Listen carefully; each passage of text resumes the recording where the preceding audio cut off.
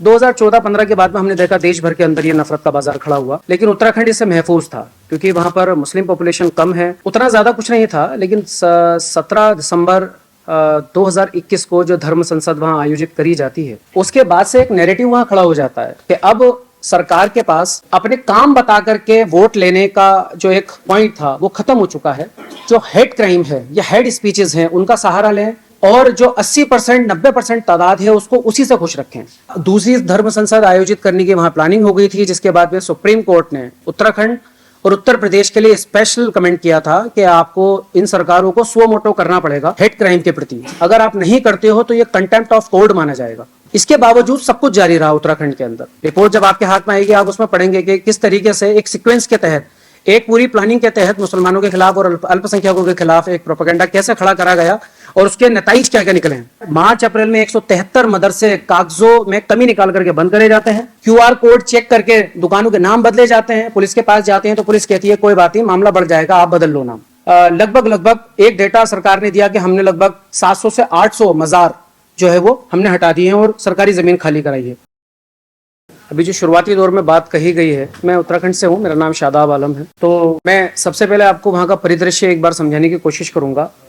9 नवंबर सन 2000 को उत्तराखंड उत्तर प्रदेश से अलग होकर के एक सेपरेट राज्य का इसको दर्जा मिला था। 13 इसमें ज़िले बनाए गए थे और 86% लैंड इसकी माउंटेनियस लैंड है और सिर्फ 13% का एरिया जो प्लेन्स का एरिया आता है, जिसमें उधम सिंह नगर जो जिला है और हरिद्वार जो जिला है वो इसमें आते हैं। 5 अब तक असेंबली इलेक्शन हो चुके हैं, 2 बार कांग्रेस जीती है, 3 बार भाजपा जीती है। नफरत का जो बाजार वहाँ खड़ा हुआ है, 2014-15 के बाद में हमने देखा देश भर के अंदर ये नफरत का बाजार खड़ा हुआ, लेकिन उत्तराखंड इससे महफूज था क्योंकि वहाँ पर मुस्लिम पॉपुलेशन कम है, माइनॉरिटीज़ ऑलमोस्ट कम है, क्रिश्चियंस तो 0.something% वहाँ आते हैं। तो उतना ज़्यादा कुछ नहीं था, लेकिन 17 दिसंबर 2021 को जो धर्म संसद वहाँ आयोजित करी जाती है, उसके बाद से एक नैरेटिव वहाँ खड़ा हो जाता है कि अब सरकार के पास अपने काम बता करके वोट लेने का जो एक पॉइंट था वो खत्म हो चुका है। कोविड के बाद, धर्म संसद के बाद अब बस एक रास्ता बचता है कि हम वहाँ पर जो हेट क्राइम है या हेड स्पीचेस हैं उनका सहारा लें और जो 80% 90% तादाद है उसको उसी से खुश रखें। पहाड़ में जो एजुकेशन का स्तर है, पहाड़ में जो हेल्थ का स्तर है, आपको शायद किताबों में ही वो सुनने को मिलता होगा। रियलिटी और ग्राउंड्स पर जो रिपोर्ट्स हैं वो बिल्कुल अलग हैं। जब उत्तराखंड का जो एक बहुत बड़ा एरिया वो बिक चुका है ऑलमोस्ट, उत्तराखंड में लैंड लॉ भी लाया गया था, भू कानून इसलिए लाया गया था कि ताकि वहाँ की जो ज़मीन है वो बची रहे, वहाँ का अस्तित्व बचा रहे। ज़मीन बिकी क्यों? ज़मीन इसलिए बिकी क्योंकि अभी जो जैसा कि सृष्टि ने बताया कि जाने के लिए रास्ते नहीं है, रास्ता वन वे है भी तो गाड़ियाँ नहीं है। तो इस स्थिति में जिस बाप के पास अपनी बेटी की शादी करने के पैसे नहीं हैं, अपने बच्चे को पढ़ाने के लिए पैसे नहीं हैं, तो वो उसके पास एक बचता है कि वो दिल्ली एनसीआर के या दूसरे बड़े स्टेट के लोगों को सेकंड होम के नाम पर अपनी छोटी सी ज़मीन का टुकड़ा बेच देता है, जिसके बाद में उसकी आगे की चीज़ें चलती हैं। पॉपुलेशन उत्तराखंड की 1 करोड़ 2011 की जनसंख्या के मुताबिक है। अभी आप 1 करोड़ मान सकते हैं, 1.1 करोड़।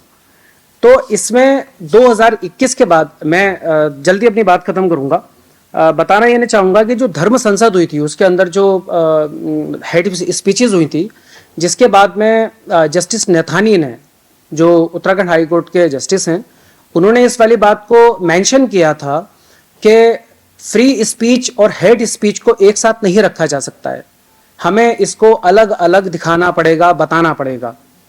और ये हुआ, दूसरी धर्म संसद आयोजित करने की वहाँ प्लानिंग हो गई थी, जिसके बाद में सुप्रीम कोर्ट ने उत्तराखंड 2023 में उत्तराखंड और उत्तर प्रदेश के लिए स्पेशल कमेंट किया था कि आपको इन सरकारों को सुओ मोटो करना पड़ेगा हेट क्राइम के प्रति। अगर आप नहीं करते हो तो ये कंटेम्प्ट ऑफ कोर्ट माना जाएगा। इसके बावजूद सब कुछ जारी रहा उत्तराखंड के अंदर। ये सब चीजें चली रही थी कि 2022 में वो सुओ मोटो की बात सुप्रीम कोर्ट ने कही, तभी अंकिता भंडारी का एक केस आ जाता है सामने। उसमें कौन वीआईपी शामिल थे, उसमें कौन वो वीआईपी सपोर्टर्स शामिल थे जिन्होंने उस लड़की से फेवर मांगा। एक रिसेप्शनिस्ट लड़की थी अंकिता भंडारी, जो ऋषिकेश के एक बड़े होटल में काम करती थी। उसके बाद में कुछ वहाँ वीआईपी जाते हैं, वो फेवर उस लड़की से मांगते हैं, वो देने से मना कर देती है, उसके बाद में उसकी हत्या कर दी जाती है। ये इस तरह के मामले चलते ही चले गए और सरकार के पास दिखाने के लिए कुछ नहीं था, बताने के लिए कुछ नहीं था। सिर्फ एक चीज़ थी कि यहाँ पर मुस्लिम आबादी बढ़ती चली जा रही है, डेमोग्राफिक चेंज होता चला जा रहा है। तो आपके सामने सबसे बड़ा और सबसे बेहतर पॉइंट यह है कि इनके खिलाफ प्रोपेगेंडास करे जाएं, इनके खिलाफ रैलियां करी जाएं, इनके खिलाफ महापंचायत करी जाए। रिपोर्ट जब आपके हाथ में आएगी आप उसमें पढ़ेंगे कि किस तरीके से एक सीक्वेंस के तहत, एक पूरी प्लानिंग के तहत मुसलमानों के खिलाफ और अल्पसंख्यकों के खिलाफ एक प्रोपेगेंडा कैसे खड़ा करा गया और उसके नतीजे क्या क्या निकले हैं। पुरोला की घटना हुई, एपीसीआर का उसमें काफी मजबूत इंटरवेंशन था, जिसके बाद में काफी रिलीफ हमें कोर्ट से मिला था।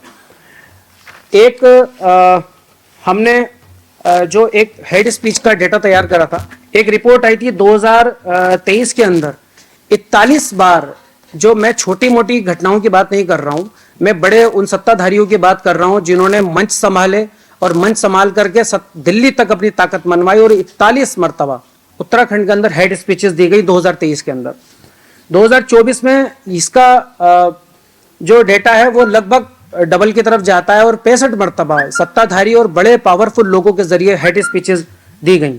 और इंडिया के अंदर 1 करोड़ आबादी वाला क्षेत्र, 1 करोड़ आबादी वाला स्टेट छठी पोजीशन रख रहा है हेड स्पीचेस के मामले में। 2025 आते आते पोजीशन 4 हो जाती है। पूरी हिंदुस्तान की आबादी 140 करोड़ है, उत्तराखंड की आबादी 1 करोड़ है और हेड स्पीच 10% है, हेड स्पीचेस सिर्फ हमारे उत्तराखंड में दी जाती है और ये पोजीशन 4th पोजीशन आ जाती है। ये अभी एक लास्ट टाइम में भी एक रिपोर्ट इशू हुई है, उसमें लास्ट ईयर हमने जो इस रिपोर्ट में कुछ चीजें मेंशन करने की कोशिश करी है, कैसे 2025 के अंदर सीक्वेंस वाइज यूसीसी जनवरी में लाया जाता है, फरवरी में एंटी कन्वर्जन बिल लाया जाता है, मार्च अप्रैल में 173 मदरसे कागजों में कमी निकाल करके बंद करे जाते हैं। पहलगाम अटैक के बाद में नैनीताल में जो इंसिडेंट हुआ वो भी सृष्टि ने आपको दिखाया। हल्द्वानी में क्यूआर कोड चेक करके दुकानों के नाम बदले जाते हैं, पुलिस के पास जाते हैं तो पुलिस कहती है कोई बात नहीं, मामला बढ़ जाएगा, आप बदल लो नाम। मार्च अप्रैल के टाइम पर जब उम्मीद पोर्टल का काम शुरू हुआ तभी लगभग एक डेटा सरकार ने दिया कि हमने लगभग 700 से 800 मजार जो है वो हमने हटा दिए हैं और सरकारी जमीन खाली कराई है। अगस्त आते आते minority education institution bill pass किया जाता है, जिसके तहत एक्शन ये होगा कि 1 जुलाई 2026 से उत्तराखंड मदरसा एजुकेशन बोर्ड खत्म हो जाएगा। ये मैं सीक्वेंस बयान कर रहा हूं 2025 का। अगस्त आते आते एक शख्स को बुरी तरीके से पीटा जाता है ऋषिकेश के आसपास और उस घटना का असर ये होता है कि स्पेशली वहां के तमाम लोग इस वाली बात का, तमाम नेता फायदा उठाते हैं और फायदा उठाने के बाद में मेन स्ट्रीम मीडिया में एक पूरा प्रोपेगेंडा चलाया जाता है। रामनगर में अक्टूबर नवंबर आते आते रामनगर में एक शख्स जो कि बरेली से रामनगर की तरफ भैंस का गोश्त लेकर के आ रहा था, उसके मॉब लिंचिंग अटैक किया जाता है। हाई कोर्ट के इंटरवेंशन के बाद वहां पर जो उसका मुख्य आरोपी था उसको जेल पहुंचाया जाता है। दिसंबर आते आते हमारे सामने इस तरीके की घटनाएं हमने मेंशन करी, चाहे वो बनभूलपुरा का मामला हो या शमा डिलक्स पर कुत्ते का सर मिलने वाला मामला हो, ये सब आपने पढ़ा और देखा। सरकार की अना का जो सूरज है वो जितना चाहे उगले, लेकिन आज भी वो लोग जिंदा हैं जो इस आवाज को बुलंद करते रहेंगे और ये रिपोर्ट आपके सामने पेश करते रहेंगे। थैंक यू, शुक्रिया।